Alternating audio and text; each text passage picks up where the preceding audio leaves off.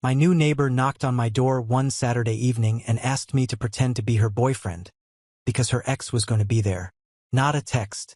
Not a note slipped under the door. A real face-to-face knock. From the woman across the hall who, up until that moment, I knew by exactly 3 things. Her name was Sienna Harlow. She was a pediatric nurse who left for work before sunrise, and she baked something on Sunday mornings that made the entire hallway smell like a reason to stay home.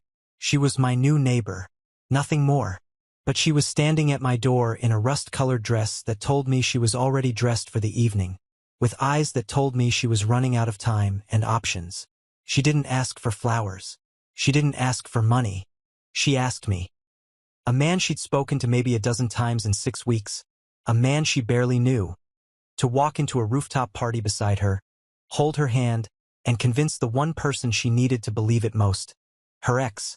Her ex, Bryce Calloway, the kind of man who had once told her that being constant and devoted was a flaw.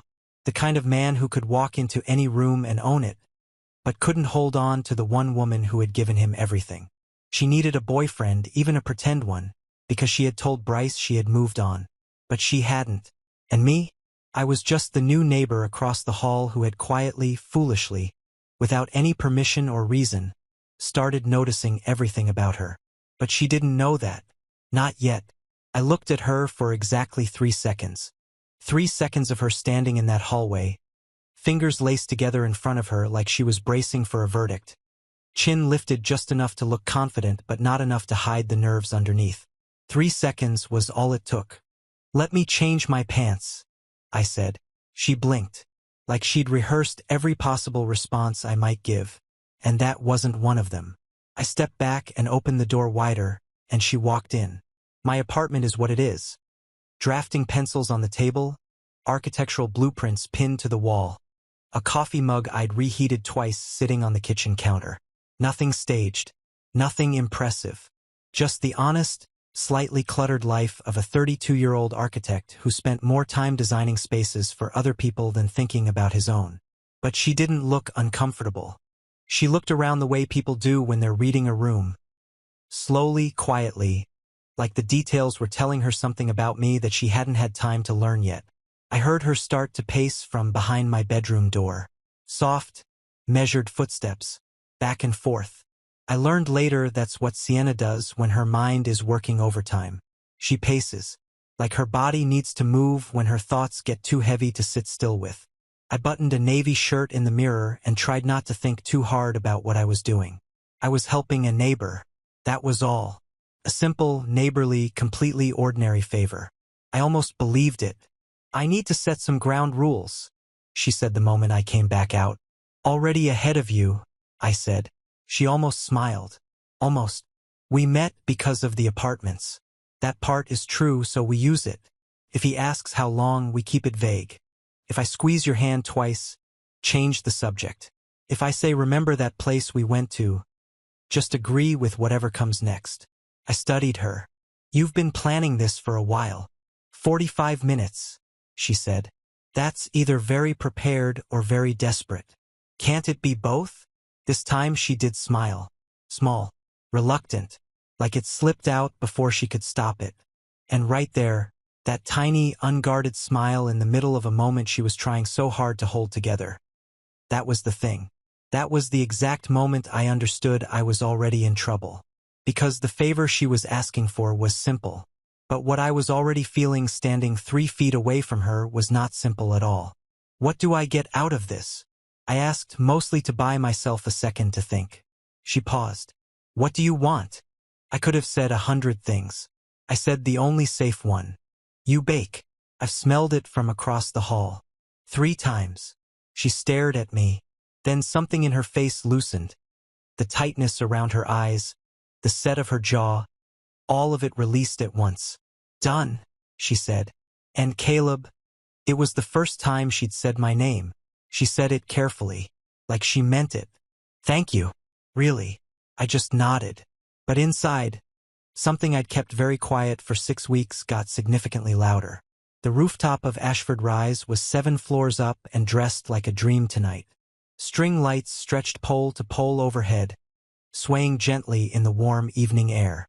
Candles on small round tables threw soft gold light across the faces of people laughing, clinking glasses, moving to the low jazz drifting from the speakers in the corner. The Charlotte skyline rose behind it all like a painted backdrop, towers of light against a navy sky, the city alive and indifferent and beautiful. Sienna stopped at the rooftop door, just for a second, just long enough to take one slow breath. I stepped beside her, not in front, not behind, beside, and without saying a word, she reached over and took my hand. Not because of the rules. We hadn't agreed on that part. She just reached over and held on. I held back, steady, like I'd been doing it for years. I've got you, I thought. I didn't say it out loud. I didn't have to. We walked in together. Mara spotted Sienna immediately, her birthday girl energy cutting through the crowd like a light turning on, and closed the distance between them in 4 fast steps. Arms open, joy louder than the music. For a moment, Sienna laughed. A real laugh. The unguarded kind she hadn't shown me in the hallway. The kind that came from somewhere deep and warm and safe.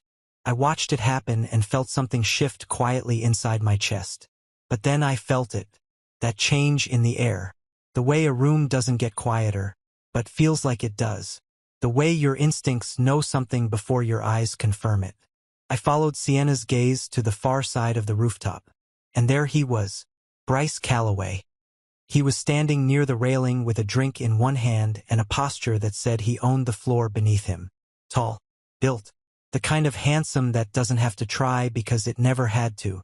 He was laughing at something someone said, but even mid-laugh, even from across a crowded rooftop, his eyes had already found Sienna. And something in those eyes shifted. Something I recognized, even in a stranger. Regret. Sienna's hand tightened in mine.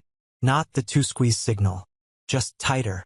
Like she needed something to hold on to and I happened to be the thing that was there. I tightened back. Slowly. Deliberately. And I thought to myself, whatever this man took from her, whatever he said, whatever he did, whatever made her spend 45 minutes rehearsing this night just to walk through that door without flinching, he was not going to take one more thing from her tonight. Not while I was standing here. Bryce set his drink down, and he started walking toward us. Bryce Calloway moved through a crowd the way water moves around stone. Effortlessly, naturally, like the space between people was made for him. He wasn't rushing. That was the thing that caught me first. A man crossing a rooftop toward his ex-girlfriend and the man standing next to her. And he wasn't rushing. He was taking his time. Measured. Controlled. Like he wanted us to watch him coming and feel every step of it. I'd met men like Bryce before. Not this man specifically, but this type of man. The kind who never loses his composure because he decided a long time ago that composure was a weapon. The kind who shakes your hand and smiles at you while his eyes are doing something else entirely. I kept my face easy, open, unbothered. Sienna kept her chin up. We both felt the same thing. Neither of us said so. Sienna. His voice came out warm. Practiced warm, the kind of warmth that's been calibrated to land exactly right. He leaned in and kissed her cheek before she could redirect it, and I watched her jaw tighten for exactly half a second before she smoothed it back into a smile. Then he turned to me. "Hey, man." He extended his hand. "Bryce." "Caleb," I said. His grip was firm in the way that's trying to say something. I shook it the way that says I heard you, and I'm not moved. He looked between us. Easy smile. Sharp eyes. "So you two are?" "Together," Sienna said. Clean. Simple. No hesitation. He nodded slowly, the way someone nods when they're filing information away rather than accepting it. "How long?" he asked. And right then, right in that half-second gap before either of us answered, I felt Sienna shift beside me. Just slightly. The kind of shift you'd never notice unless you were paying very close attention. But I was paying very close attention. I spoke before the silence could stretch 1 second too long. Long enough that I stopped keeping track. I said, "That's usually when you know it's the real thing." Bryce looked at me. I looked back at him, steady and unhurried. The way a man looks at another man when he has absolutely nothing to prove. Something moved behind his eyes. Not anger. Not quite. Something quieter than that. Something that looked a lot like a man doing math in his head and not liking the answer. "That's a good answer," he said finally. "It's not an answer," I said pleasantly. "It's just the truth." Sienna's hand found mine again. This time she didn't squeeze twice. She didn't need to change the subject. She just held on. And I felt the warmth of it travel up my arm and settle somewhere in the center of my chest like it belonged there. Bryce glanced down at our hands. Then back up. Then he smiled, the real one or something closer to it. The one underneath the performance. "It's good to see you, Sienna," he said quietly. And he meant it. That was the uncomfortable part. He meant every word of it. "You look really good." "I am really good," she said simply. And she said it so cleanly, so completely without the need for his agreement, that I saw something register on his face. A recognition, like he was seeing a version of her he hadn't seen before, or maybe hadn't been paying attention to when he had the chance. He excused himself a moment later. Smooth, graceful, like the whole interaction had been exactly what he wanted it to be. But I watched him walk away, and I knew better. The night opened up after that. Mara pulled Sienna into the warmth of her circle, old friends, familiar laughter, the kind of easy conversation that comes from years of knowing someone's history. I stayed close but not crowding. Beside her, not on top of her. Present in the way that felt natural rather than performed. And slowly, I felt Sienna's shoulders come down from where she'd been holding them all evening. She introduced me to Deja first. A travel nurse with braids piled high and the kind of laugh that made everyone within 10 feet want to know what was funny. Deja looked me up and down in approximately 2 seconds and then looked at Sienna with an expression that said, "Where did you find this one and why are you just now telling me about him?" Then Fletcher, quiet, thoughtful, a software developer who appeared to have taken personal responsibility for making sure the chip bowl was never empty. He shook my hand, said, "Good to meet you," and went back to his mission. I respected the dedication. For a while it was just good. Easy. The kind of evening that wraps around you like something warm. But I kept feeling Bryce at the edges of it. Not intrusively. Not dramatically. Just there. The way a word you can't quite remember sits at the tip of your tongue. Present without being named. Then someone changed the music. One song ended and another began. Slower, lower, the kind of melody that settles into the air rather than cutting through it. And the center of the rooftop, without any announcement or invitation, became a dance floor. Mara and Fletcher. Deja on her own, joyful and entirely unbothered. 2 other couples folding into each other in that wordless way people do when the right song finds them. Sienna leaned slightly toward me. "We should dance," she said. "Low, close. He's watching." I looked without looking, the way you learn to when you don't want to give anything away. Bryce was near the railing, drink in hand, gaze drifting with the careful disinterest of a man who was actually paying very close attention. "Okay," I said. She turned to face me. I raised one hand, she took it. My other hand found the small of her back, careful, respectful, just enough contact to be real without being more than it should be. She rested her hand on my shoulder and we stepped into it together. She smelled like vanilla and something warm underneath it, the kind of scent that doesn't announce itself but stays with you long after you've stopped noticing it. We moved together and she fit into the rhythm of it without adjusting, without correcting, like we'd done this before in some version of a life neither of us had actually lived. "You can actually dance," she said softly, surprised.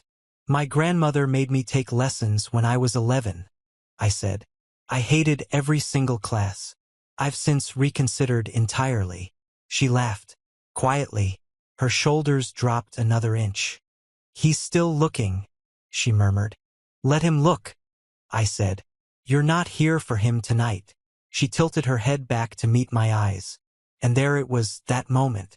The kind of moment that doesn't announce itself. It just arrives, and suddenly the air is different and you can't pretend it isn't. Her eyes searched mine, not for reassurance, for something else. Something she was trying to identify the way you try to identify a sound you've never heard before. "Why are you so good at this?" she asked. "At what?" I said, even though I knew. "At making it feel real." I held her gaze one beat longer than the role required. One beat longer than was safe. Maybe I'm a good actor, I said carefully. She looked at me. Maybe, she said. But the way she said it told me she wasn't sure she believed that anymore. And the way she didn't look away told me something she hadn't said out loud yet. I chose not to push it. Not yet. Some doors need to be found before they can be opened. We kept dancing. He found me when Sienna went inside to help Mara with the cake. I was at the railing. The Charlotte skyline stretched out below like something an architect would dream about. Towers of glass and steel and light holding each other up in the dark. I heard him before I saw him. That unhurried walk. That measured presence. Bryce settled beside me like we were old friends picking up a conversation. For a moment neither of us spoke. The city hummed below us. The music played softly behind us. And two men who had never met before tonight stood at the edge of a rooftop and breathed the same evening air. "She seems good," he said finally. "She is good," I said. Another pause. Longer this time. "She's one of those people," he said, and his voice had changed. The performance was gone. What was left was quieter. Simpler. Heavier. The kind who gives everything and doesn't ask for much back. He turned his drink slowly in his hand. "Don't take that for granted." I looked at him. And for the first time all evening, Bryce Calloway wasn't the polished, composed, weapon handshake man I'd met an hour ago. He was just a person standing on a rooftop, speaking the plainest, most honest thing he'd said all night.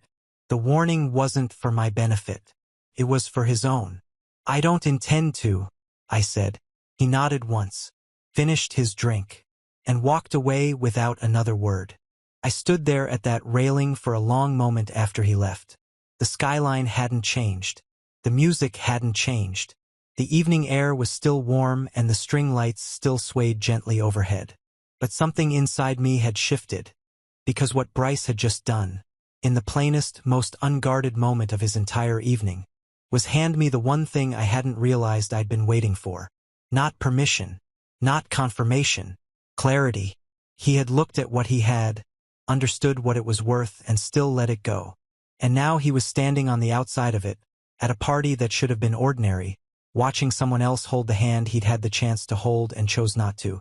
I didn't feel sorry for him, but I understood something now that I hadn't fully shaped into words before that moment. Sienna Harlow was not someone you pretended with. Not even when she was the one asking you to pretend. I heard the rooftop door open behind me, heard the soft sound of her footsteps, felt the shift in the air that had started happening every time she was near, the way a room adjusts slightly, like the temperature changed, like something quietly rearranged itself to make space for her. She stopped beside me at the railing. "He's gone," she said. I looked over. Bryce's space near the far railing was empty. His glass sat abandoned on a table. He had slipped out the way composed people do, without a scene, without ceremony, leaving no trace except the memory of having been there. Sienna exhaled. Long, slow, like she'd been holding that breath since 6:14 p.m. "How do you feel?" I asked. She thought about it. Really thought about it, which I was learning was something she always did. She never answered a real question with a reflex. "Like tonight was supposed to be harder than it was," she said quietly. She turned to look at me. "You made it easier. You were—" She searched for the word. "A lot. A lot," I repeated. "In a good way." Her voice softened. "You were steady, Caleb. The whole time. You were just steady. Steady." She said it like it was the most valuable thing a person could be. Like she hadn't been offered nearly enough of it. And standing there, listening to that one word come out of her mouth like it meant everything. I understood something about Sienna Harlow that Bryce had just confessed on her behalf without realizing it. She didn't need grand gestures. She didn't need someone dazzling or electrifying or unpredictable. She needed someone who stayed. Someone who held on. Someone who showed up, even across a hallway, even for a favor, even on a Saturday evening with no warning, and didn't waver. The string lights swayed above us. The city glowed below. And the distance between two people standing at a rooftop railing was exactly the length of one honest sentence. I felt it forming in my chest before it reached my mouth. One true thing. 6 weeks overdue. I opened my mouth. And Sienna spoke first. "The fake boyfriend thing is over now," she said softly. "Bryce is gone. The favor is done. You can just—" She paused. "You can just be yourself again." She said it gently, kindly, like she was releasing me from something, like she had no idea she was the one holding me here. I looked at her. What if I was? The words were right there, right on the edge of everything. But before I could say them, Mara's voice cut across the rooftop, joyful and loud and completely unaware of what she was interrupting. "Sienna, Caleb, come cut this cake before Fletcher eats it straight off the stand." Sienna laughed. And the moment, that thin, fragile, electrically charged moment, folded itself back like a letter you weren't quite ready to send. She turned toward the party. Then she looked back at me over her shoulder, one last time, with an expression I didn't have a name for yet. But I would. By the end of this night, I would have a name for all of it. The cake was chocolate. 3 layers, dark frosting, with gold lettering across the top that said Mara, finally 30, because Mara had insisted on the word finally and nobody argued with Mara about anything.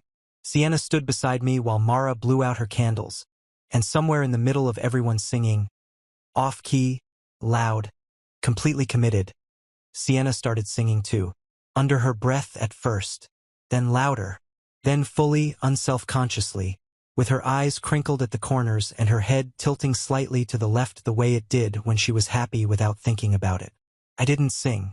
I watched her, and I thought this version of her, the one that exists when she's not bracing for anything, the one that comes out when the threat has left the room and the music is familiar and the people around her are safe. This is who she is when nobody is asking her to be smaller than she is. I filed it away somewhere I knew I'd return to.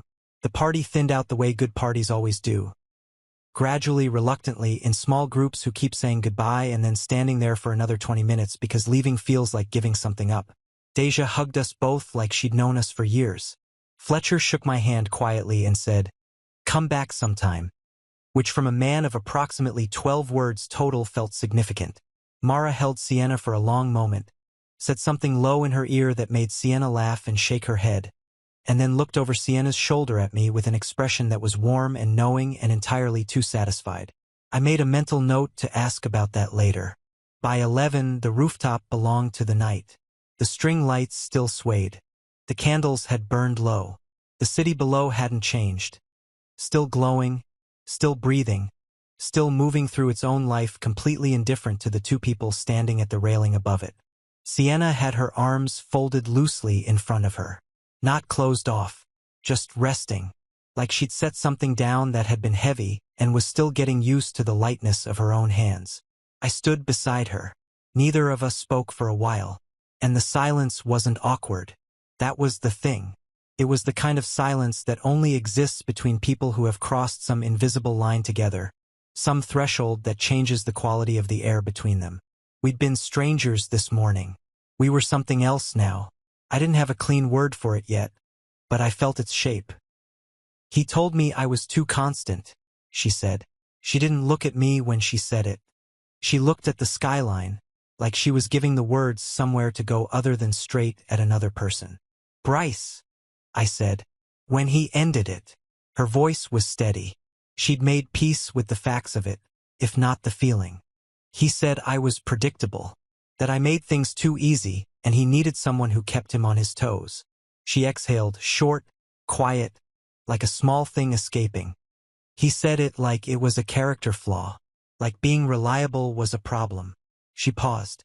"And I know, that says everything about him and nothing about me. I know that. My brain knows that." She touched the railing lightly with her fingertips. "But your heart doesn't always get the memo as fast as your brain does." I was quiet for a moment. I thought about the buildings I'd spent 12 years designing, the ones that stood through heat and rain and the particular violence of time, the ones people walked into every morning and trusted without thinking about it, because trust that deep doesn't require thought. It just is. I thought about what makes something last. "You know what I do for a living," I said. She glanced at me. "Architect. 12 years. Hundreds of structures." I looked out at the skyline. All those towers of glass and steel holding their shape against the dark. You know what every single one of them has in common? The ones that are still standing. The ones that hold. She waited. Constancy, I said. A building doesn't stay standing because it's unpredictable. A foundation doesn't hold because it keeps you guessing. The most extraordinary structures in the world are extraordinary because they are utterly, completely, unapologetically reliable. I turned to look at her.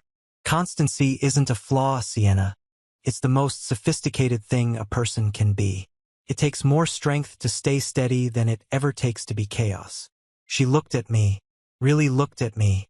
The way someone looks when a thing they've been told about themselves for 8 months gets quietly, firmly, permanently corrected.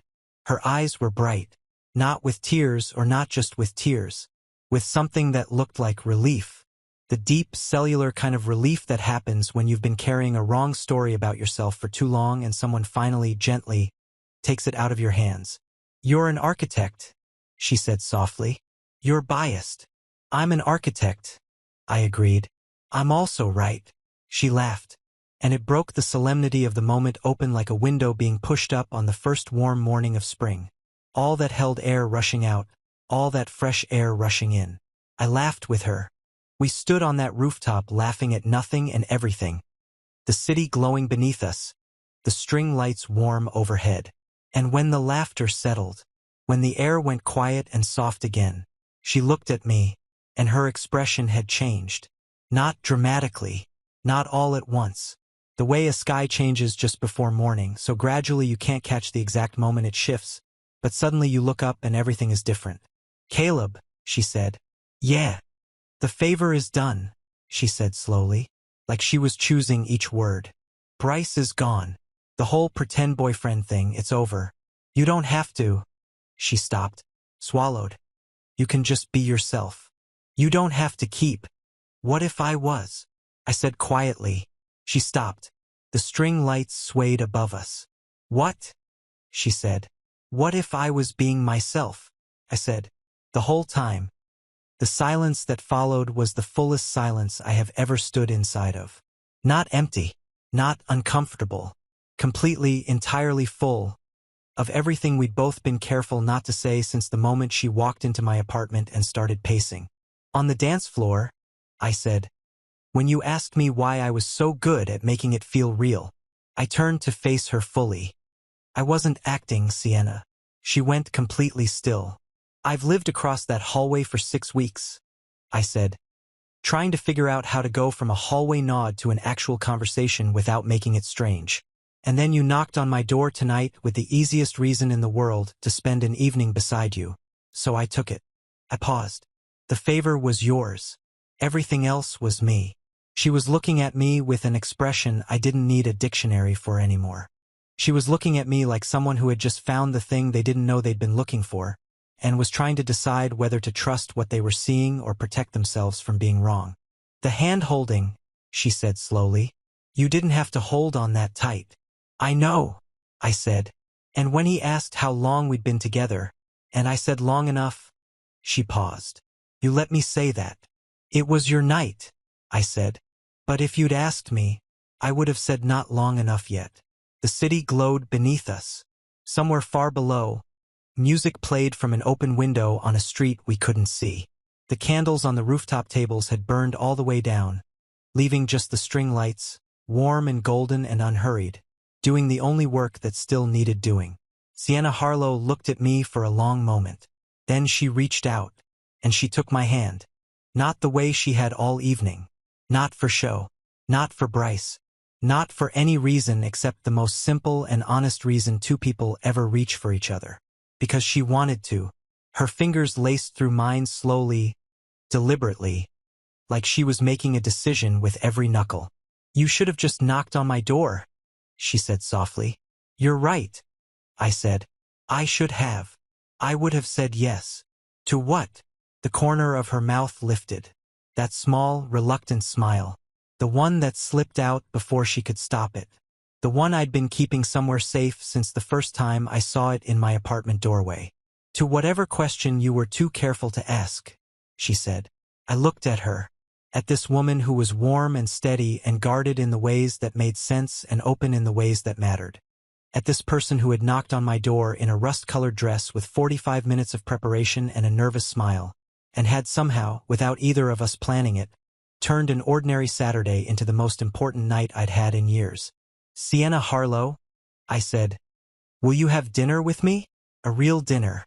No cover story. No signal squeezes. No ex-boyfriends. Just us." She looked up at me, and she smiled, the full version. The unguarded, unheld, completely undefended version that I'd only seen once tonight, when she was singing birthday songs and not thinking about anything except being happy. "Yes," she said. "Then, but I'm still making you the baked goods. A deal is a deal." I laughed. She laughed. And we stood on that rooftop with our hands folded together and the Charlotte skyline burning quietly behind her and the string lights swaying gently above us. And it occurred to me, with the calm certainty of someone who has just finished building something and stepped back to look at it, that sometimes the most important door in your life is the one directly across the hallway from where you sleep. You just have to stop being careful long enough to knock. She made me banana bread first.